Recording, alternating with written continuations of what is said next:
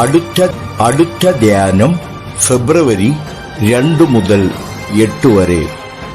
ഞാൻ ഡിസംബർ 31 ഞാൻ മരിക്കണം എന്ന് വിചാരിച്ച ഓരോ ദിവസവും ഞാൻ വളരെ ദുഃഖത്തോടെ കരഞ്ഞാണ് മീറ്റിംഗിൽ ഇരിക്കുന്നത്. എല്ലാം കേൾക്കുന്നുണ്ട്, കണ്ണുനീര് ഞാൻ അറിയാതെ പുറത്തേക്ക് ഒഴുകാണ്. കാരണം എന്നെ അത് ടച്ച് ചെയ്യുന്നുണ്ടായിരുന്നു. ദൈവം എന്നോട് സംസാരിക്കുന്നെന്ന് എനിക്ക് മനസ്സിലായി തുടങ്ങി. ദൈവം എന്നെ ഇവിടെ വരുത്തിച്ചതാണെന്ന് എനിക്ക് മനസ്സിലായി. കറക്റ്റായിട്ടുള്ള പ്ലേസിലേക്ക് ദൈവം എന്നെ കൊണ്ട് എത്തിച്ചു. ദൈവം ഏറ്റവും കൂടുതൽ സ്നേഹിച്ചു, ഇല്ലെങ്കിൽ ജീവിക്കാൻ പ്രേരിപ്പിച്ചു. ഞാൻ ഒന്നുമല്ല, ആരുമില്ല എന്ന് പറഞ്ഞ സ്ഥാനത്ത് ഞാനിപ്പോ തിരിച്ചു വീട്ടിലേക്ക് പോകുന്നത് എന്റെ അപ്പനെയും കൂട്ടിയാണ്.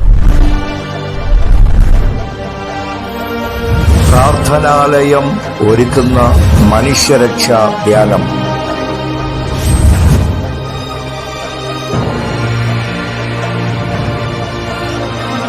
ശാരീരികമായും മാനസികമായും ആത്മീയമായും ഒരുപാട് തളർന്നു വന്നിട്ട് അവസ്ഥയായിരുന്നു. തലയിൽ കൈസ്മിക്ക് അറിയത്തില്ല, ഒരു ശക്തി വന്ന അടിയന്റെ ഹൃദയത്തിൽ ഒരു ഇലക്ട്രിക്കലായിട്ടുള്ള ഒരു അനുഭവം അടിയിലുണ്ടായി. അപ്പൊ തന്നെ ഒരു സമാധാനം, ഒരു ദൈവിക സമാധാനം അനുഭവിച്ചു.